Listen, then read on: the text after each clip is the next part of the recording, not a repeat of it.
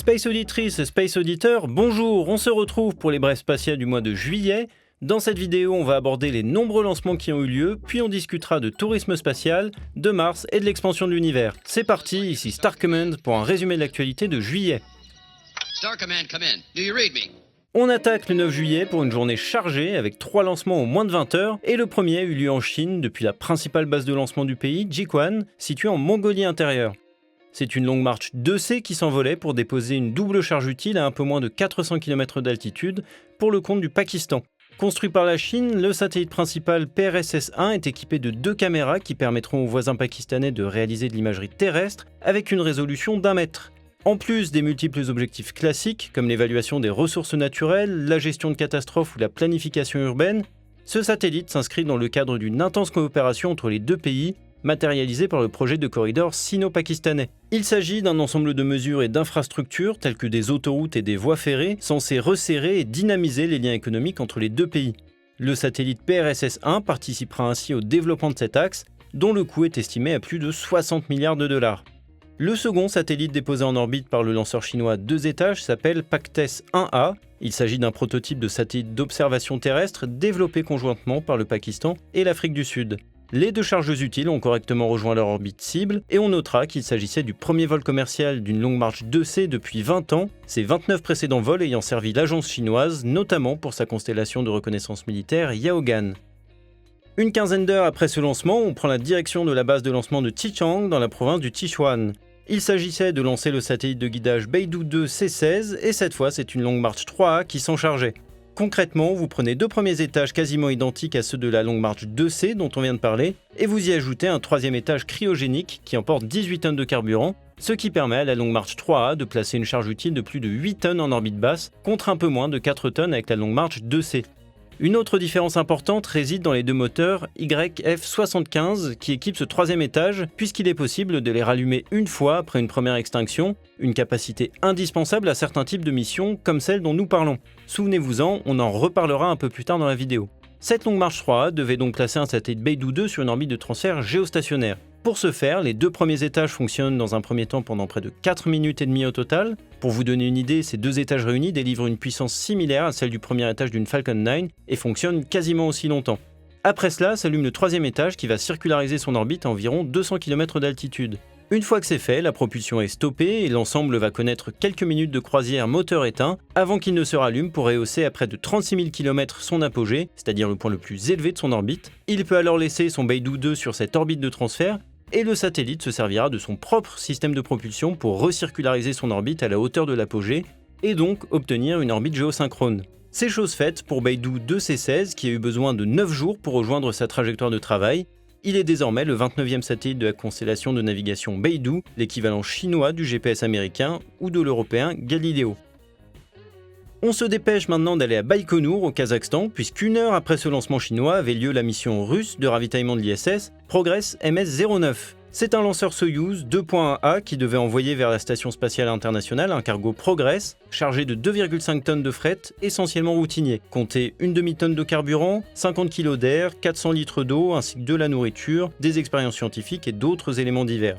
La particularité de ce vol ne résidait donc pas dans la cargaison, mais dans la rapidité du rendez-vous, puisque le Progress MS-09 a livré l'ISS en moins de temps qu'il n'en faut à votre livreur Deliveroo pour vous apporter votre burger vegan gluten-free sous la pluie. Eric Bottlander, du blog From Earth to Space, a même compté, c'est le 3e rendez-vous spatial le plus rapide de l'histoire. Il ne s'est écoulé que 3h40 entre le décollage et l'amarrage. Pour réaliser une telle prouesse, il faut réunir plusieurs conditions, et notamment un positionnement très précis de l'ISS. Pour cette mission, elle se situe au moment du décollage, presque au-dessus de Baïkonour.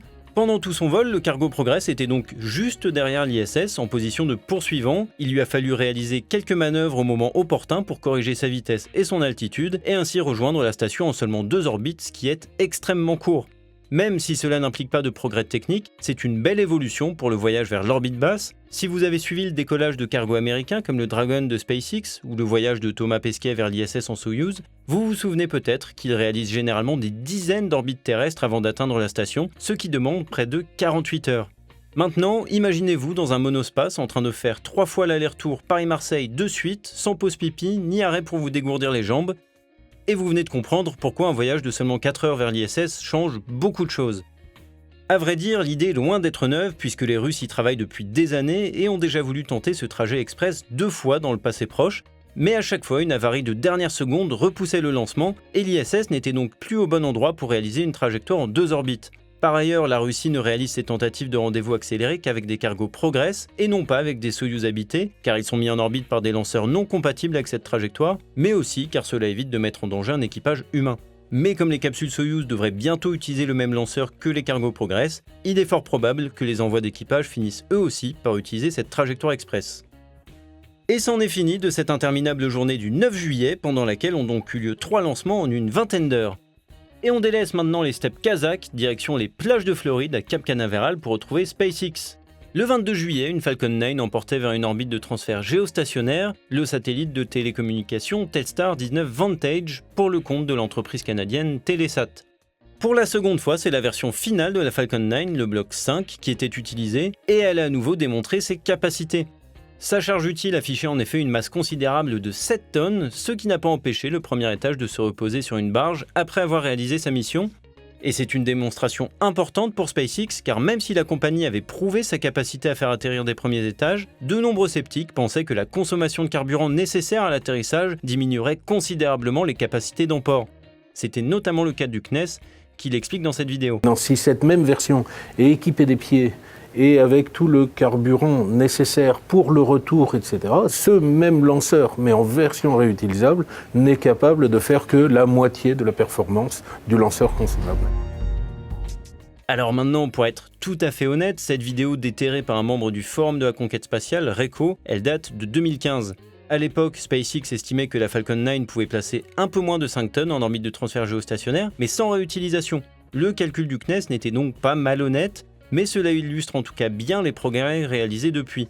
Aujourd'hui, le bloc 5 permet de placer 8,3 tonnes en orbite de transfert géostationnaire en mode consomptible, c'est-à-dire sans récupération du premier étage, et 5,5 tonnes en le récupérant.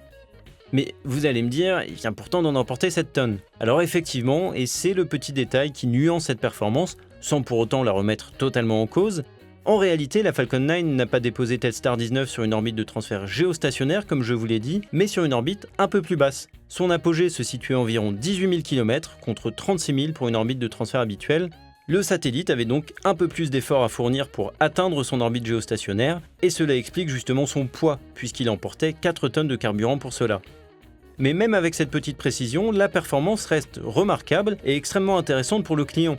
S'il avait voulu passer par une autre compagnie, par exemple ULA, il aurait probablement eu recours à l'Atlas 5 521, ce qui lui aurait coûté au moins 2 fois plus cher.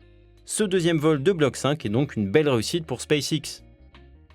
Et on arrive maintenant au 25 juillet avec un double lancement passionnant que j'ai commenté en live. On a commencé du côté de Kourou en Guyane française où une Ariane 5 décollait pour la 99e fois à 13h25. Pour cette mission VA244, le lanceur devait déposer en orbite moyenne, à 23 000 km d'altitude, 4 satellites de la constellation Galileo, le système de guidage européen. À cette occasion, Arianespace a d'ailleurs réalisé plusieurs dernières. Il s'agissait d'abord de la dernière livraison de satellites Galileo réalisée pour une Ariane 5, les 2 prochaines devant être assurées pour une Ariane 6, ce qui signifie qu'il s'agissait également du dernier vol d'une Ariane 5 ES, une configuration spéciale initialement pensée pour les capsules européennes ATV de ravitaillement de l'ISS, puis utilisée pour les lancements de Galileo. Et du coup, cela veut aussi dire que c'était la dernière apparition d'un étage supérieur EPS pour étage à propergol stockable, et donc de son moteur Aestus. La puissance de l'EPS n'était en effet pas optimale, même si elle présentait l'intéressante capacité de pouvoir s'éteindre et se rallumer après une phase de vol balistique, ce qui est une faculté indispensable pour certains profils de mission, comme je vous l'ai expliqué un peu plus tôt. Jusqu'à l'arrivée de l'Ariane 6, nous ne verrons donc voler que l'Ariane 5 ECA équipée d'un étage supérieur cryotechnique, sensiblement plus puissant grâce à son couple oxygène et hydrogène liquide, mais qu'il n'est pas possible de rallumer après son extinction. Ce 99e vol d'Ariane 5 s'est lui bien déroulé. Après une première phase de vol, l'étage supérieur a réalisé une phase de croisière moteur éteint d'environ 3 heures avant de se rallumer pour circulariser son orbite. Puis les 4 satellites Galileo ont été libérés, 2 par 2, pour ensuite rejoindre leur altitude de travail. La constellation compte désormais 26 satellites, bien que seuls 14 soient à ce jour opérationnels, les autres étant en phase de test, pas encore sur la bonne orbite, ou tout simplement déjà en panne. Mais on peut quand même espérer que ce système de navigation par satellite, commandé par la Commission européenne, tire prochainement son épingle du jeu mondial.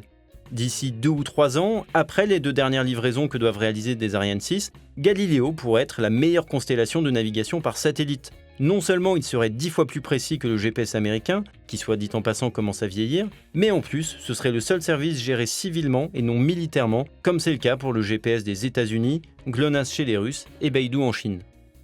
En attendant, bien qu'il ait besoin de 24 satellites pour être totalement opérationnel, le service Galileo est disponible avec une couverture parcellaire, mais une précision déjà optimale.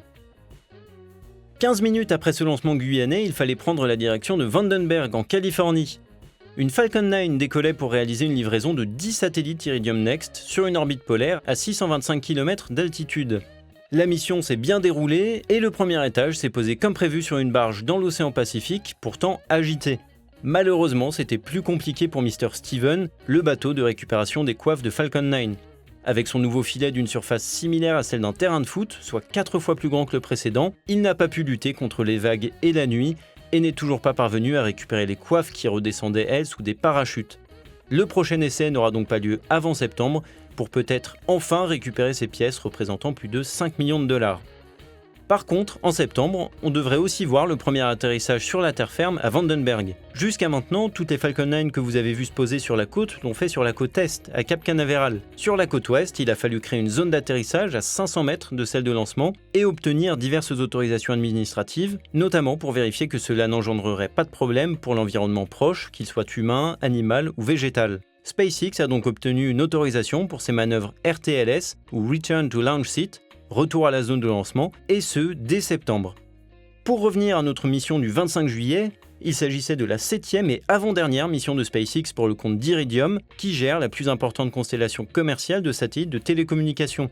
Elle procède actuellement au remplacement de son ancienne flotte avec des satellites de nouvelle génération, qui sont désormais 65 à tourner en orbite. En octobre, SpaceX devrait finir le travail en envoyant 10 autres satellites. Au total, la constellation comptera 75 satellites en orbite, dont 9 de secours, et disposera de 6 modèles au sol pour d'éventuels besoins d'urgence.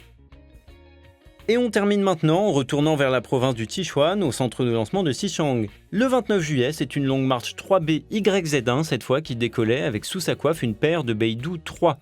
Les Long March 3B utilisent le premier étage des Long March 3A, mais aussi le troisième, vous savez, celui dont je vous ai parlé plus tôt. Et pour cette mission, ce troisième étage cryogénique a été allumé 2 fois avant de laisser la fin du travail à l'étage supérieur optionnel YZ1, uniquement utilisé pour les lancements des Beidou 3. Avec son mélange hypergolique, il a correctement inséré les 2 jumeaux sur une orbite de 21 500 km. Ce succès porte à 10 le nombre de Beidou 3 de cette constellation chinoise concurrente de Galileo, et c'était déjà le 21e lancement de l'année pour la Chine, dont 5 étaient consacrés au déploiement de la constellation de navigation. Au moins 4 lancements sont encore prévus en 2018 pour finir l'année avec un ensemble de 18 satellites Beidou 3, pour ensuite arriver à 30 à l'horizon 2020. Et c'en est fini des lancements orbitaux, il ne me reste qu'à aborder le suborbital. Un premier vol a eu lieu le 18 juillet à proximité de Van Horn, dans l'ouest du Texas, là où se trouvent les installations de Blue Origin, la compagnie du milliardaire et propriétaire d'Amazon, Jeff Bezos.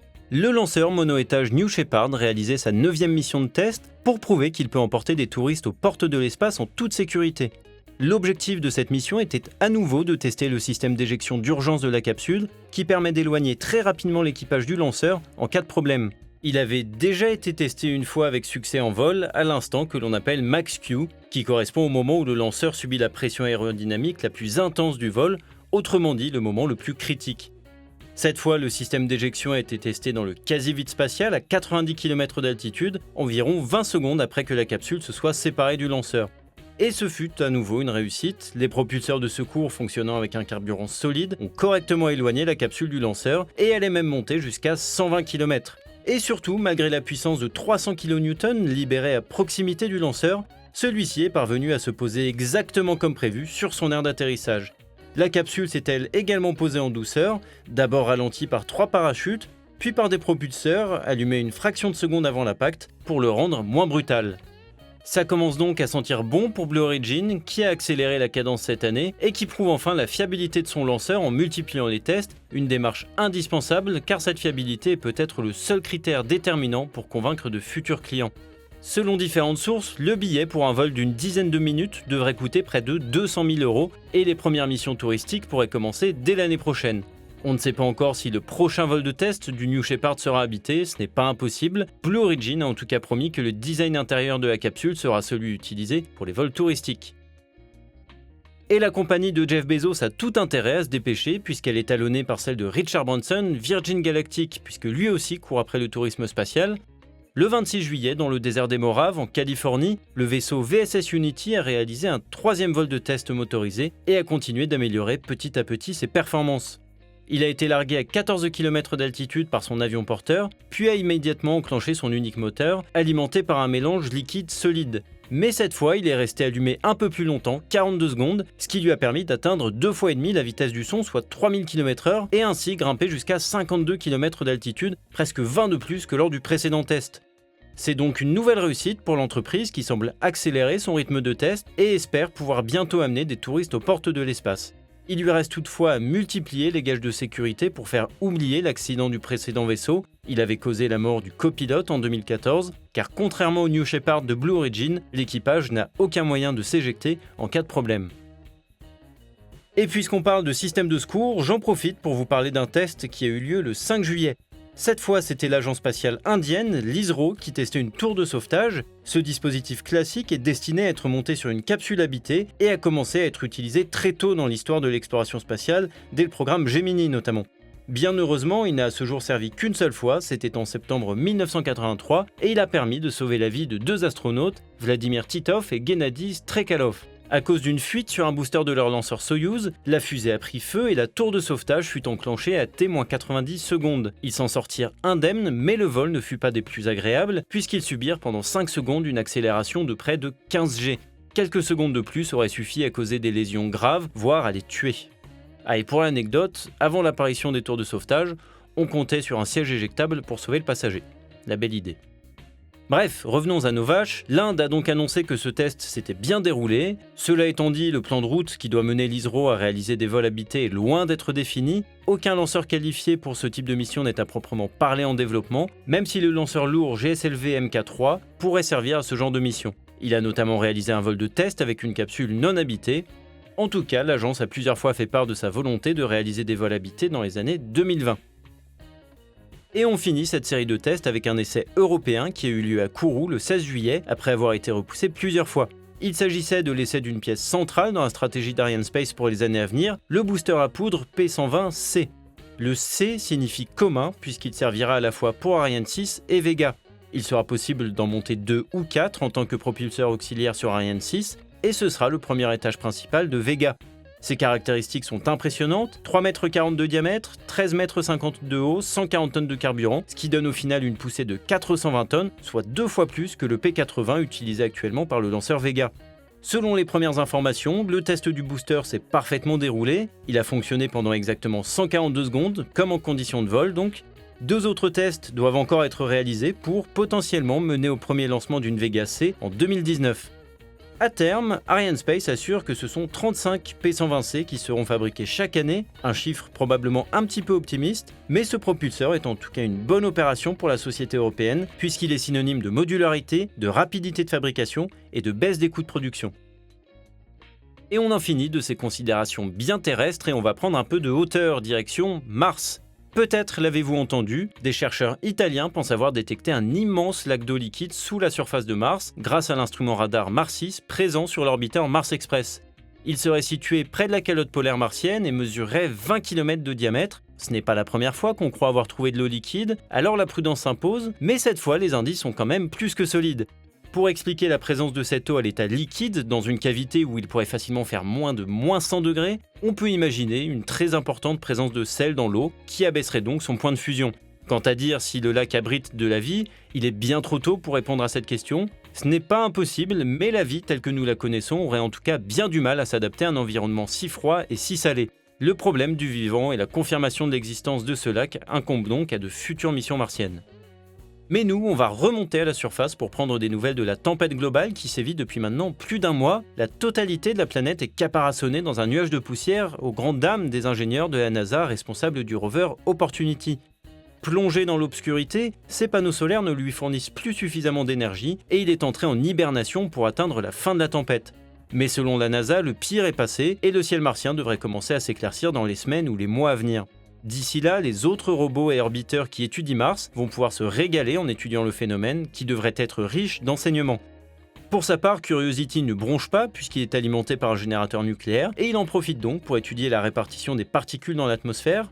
En haut, les orbiteurs vont eux pouvoir en profiter pour mieux comprendre la formation des tempêtes martiennes, mais aussi essayer d'y voir un peu plus clair sur les raisons qui ont mené à la disparition de l'ancienne atmosphère de Mars, qui était beaucoup plus épaisse que celle que l'on connaît aujourd'hui et dont la disparition est responsable de l'assèchement de la planète.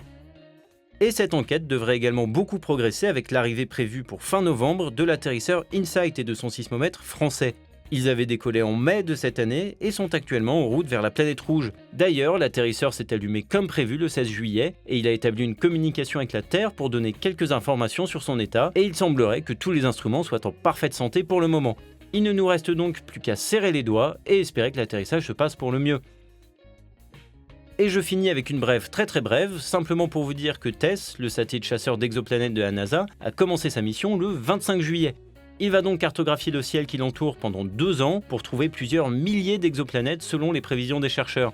Si vous voulez plus de détails sur ces méthodes de travail ou sur la recherche des exoplanètes en général, j'avais réalisé une émission au moment du lancement de TESS en mai avec Raphaël Galichet. Il est astrophysicien de l'Observatoire de Paris et il cherche lui-même des exoplanètes. Le replay de l'émission est disponible sur YouTube et sur SoundCloud.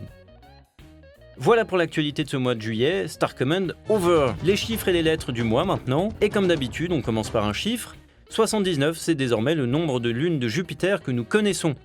Le 16 juillet, des chercheurs américains de la Carnegie Institution for Science ont annoncé avoir découvert 12 nouveaux satellites en orbite autour de la plus grosse planète de notre système solaire. Alors qu'ils étaient à la recherche de l'hypothétique planète X, Jupiter est passé dans leur champ de vision au printemps 2017. C'est donc un peu par hasard qu'ils sont tombés sur ces nouvelles lunes et il leur a ensuite fallu 1 an pour en confirmer l'existence et les caractériser. Parmi ces 12 nouveaux habitants du système jovien, 2 font partie d'un groupe relativement proche de la planète où tous les satellites tournent de manière prograde, c'est-à-dire dans le même sens que celui de la rotation de Jupiter. Leurs caractéristiques orbitales étant très similaires, ils sont probablement tous issus de la fragmentation d'une unique lune plus grosse. Les 10 autres satellites découverts sont plus éloignés, dans une zone dense en Lune qui orbite dans le sens inverse à celui de Jupiter, ce qu'on appelle un mouvement rétrograde. On y distingue 3 sous-groupes dans lesquels les satellites ont des caractéristiques proches, ce qui laisse penser que là aussi, ce sont des fragments de 3 lunes plus massives détruites par le passé. Mais l'une de ces 10 lunes nouvellement découvertes n'est pas tout à fait comme les autres, puisqu'elle est la seule à posséder une orbite prograde. Autrement dit, elle orbite dans le mauvais sens par rapport à la quarantaine de satellites situés dans la même zone. C'est une situation pour le moins instable, puisqu'elle croise les orbites des autres satellites qui vont dans l'autre sens. Les chercheurs ne savent pas avec certitude comment expliquer ce phénomène, mais il est possible que ce vilain petit canard résulte lui aussi d'une fragmentation de lune. Cela pourrait par exemple être un résidu de l'impacteur ayant fragmenté cette lune. Quoi qu'il en soit, cette nouvelle découverte renforce encore la position de Jupiter comme planète du système solaire possédant le plus de satellites individuels connus. Côté lettres maintenant, suite à la publication des données définitives de Planck, Reno Mandolesi, l'un des principaux investigateurs de la mission, déclarait « Les données finales de Planck s'accordent pour démontrer le modèle de la cosmologie standard ». L'Agence spatiale européenne a en effet publié le 17 juillet la version définitive et exhaustive des données produites par le satellite européen Planck depuis 2019, et elle confirme les travaux réalisés sur les publications intermédiaires. Planck était devenu célèbre en mars 2013 lorsque l'ESA avait publié la première image réalisée grâce à ses observations. Peut-être la connaissez-vous, il s'agit de la photo du fond diffus cosmologique, c'est-à-dire la plus vieille image que nous ayons de notre univers. Et elle est cruciale car c'est notamment sur elle que repose notre plus solide interprétation de l'univers, le modèle cosmologique standard. Sauf que cette carte de 2013 reposait uniquement sur la température du fond diffus cosmologique, calculée avec seulement 2 observations du ciel réalisées entre 2009 et 2013. Ce n'est qu'en 2015 que l'agence européenne a publié la totalité des données de Planck, récoltées au cours de 8 observations du ciel, et qui ne donnaient plus seulement la température, mais aussi la polarisation de la lumière du fond diffus cosmologique, c'est-à-dire la direction dans laquelle vibrent les ondes électromagnétiques, une caractéristique qui renferme des informations précieuses sur leur source. Toutefois, l'Agence spatiale européenne n'était pas encore totalement satisfaite de l'exploitation de ces données. C'est désormais chose faite grâce à cette publication définitive du 17 juillet qui confirme tous les travaux fondés sur les premières données. Désormais, qu'ils prennent en compte uniquement la température, uniquement la polarisation, ou qu'ils prennent ces 2 caractéristiques ensemble, les scientifiques parviennent à démontrer le modèle de la cosmologie standard.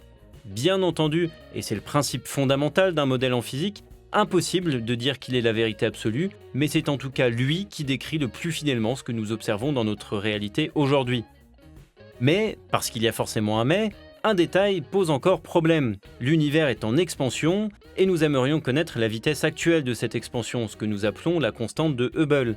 En observant des astres très lointains et grâce à l'effet Doppler-Fizeau, les scientifiques arrivent à estimer cette constante de Hubble à 73,5 km par seconde par mégaparsec. Cela signifie que chaque seconde, la distance entre deux points éloignés d'1 mégaparsec augmente de 73,5 km, sachant qu'un mégaparsec équivaut à 3 260 000 années-lumière. Mais il existe une deuxième méthode pour calculer la constante de Hubble, et elle repose justement sur l'étude du fond diffus cosmologique. Et c'est là que le bât blesse, puisque cette technique donne une constante de Hubble égale à 67,4 km par seconde par mégaparsec. Et nous sommes bien incapables de trouver la raison de ce minuscule écart entre les deux méthodes, même avec les nouvelles données de Planck. Ces deux résultats ont bien sûr été vérifiés un nombre incalculable de fois, et les chercheurs sont à peu près sûrs que ni une erreur de calcul, ni une erreur observationnelle ne résoudrait le problème. Il existe donc deux hypothèses principales. Soit il s'agit en fait bien d'erreurs méthodologiques, mais il en faudrait une belle série, soit cette différence dissimule une nouvelle physique que nous ne soupçonnons pas encore. Pas de raison donc de s'apitoyer sur ce problème de calcul, et ce, d'autant moins qu'il faut le relativiser. Souvenez-vous, les deux résultats différents qu'on trouve à la constante de Hubble sont 73,5 et 67,4 km par seconde par mégaparsec, alors qu'ils reposent sur des méthodes de calcul radicalement opposées. Alors, pour vous faire un peu mieux sentir à quel point ces deux résultats sont exceptionnellement proches, je vais me permettre une comparaison abusive afin de ramener ces distances astronomiques à une échelle plus palpable. Si on prend deux points qui ne sont plus éloignés d'1 mégaparsec mais seulement d'1 kilomètre, selon la valeur de la constante de Hubble qu'on choisit, on trouvera qu'ils s'écartent de 2,38 ou 2,18 femtomètres par seconde. Un femtomètre, c'est un milliardième de kilomètre. Donc on a un résultat qui nous dit que chaque seconde, 1 km s'agrandit de 2,38 milliardièmes de kilomètre, tandis que l'autre résultat nous dit qu'il ne grandit que de 2,18 milliardièmes de kilomètre. Je vais laisser infuser ça quelques secondes. Donc voilà, on parle vraiment d'une différence aussi infime. J'espère qu'elle est un peu plus palpable pour vous maintenant, et je dois tout de suite préciser que cet exemple que je vous ai donné est physiquement radicalement faux.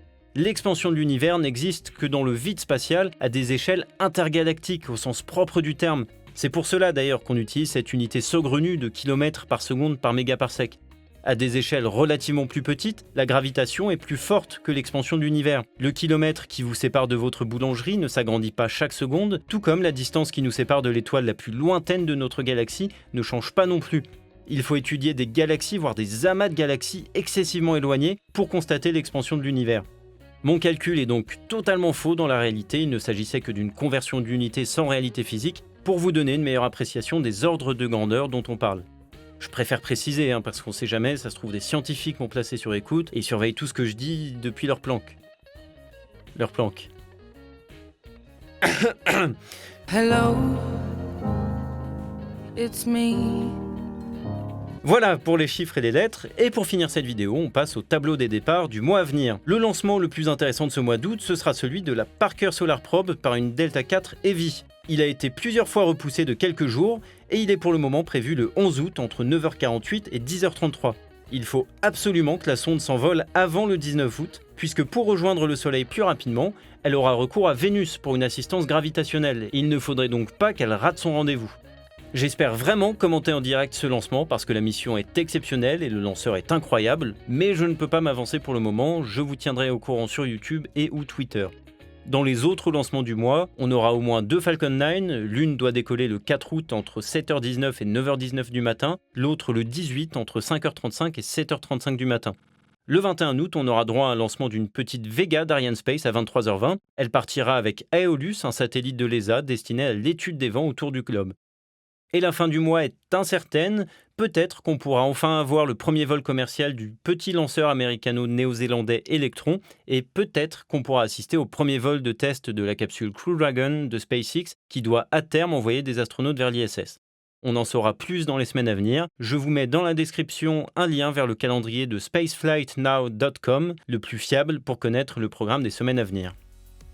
Et voilà, c'en est fini de ces brèves spatiales de juillet. J'espère qu'elles vous auront plu et informé. Si c'est le cas, pensez à laisser un pouce bleu et un commentaire. Je compte sur vous parce qu'il n'y a pas de secret, ce n'est que comme ça que notre communauté de Space Auditeurs pourra grandir. Surtout, je compte sur vous pour me faire part de vos critiques et conseils pour m'améliorer. Et n'oubliez pas de vous abonner pour être notifié des prochaines vidéos et des commentaires en live de lancement. Pour ça, mais aussi pour avoir des infos sur l'exploration spatiale plus régulière, vous pouvez me suivre sur Twitter, @SpaceOddityFR. En tout cas, on se retrouve bientôt et le prochain épisode des Brèves Spatiales, c'est pour le 30 août. Merci d'avoir regardé cette vidéo, c'était Arthur pour Space Oddity, portez-vous bien et Blue Sky.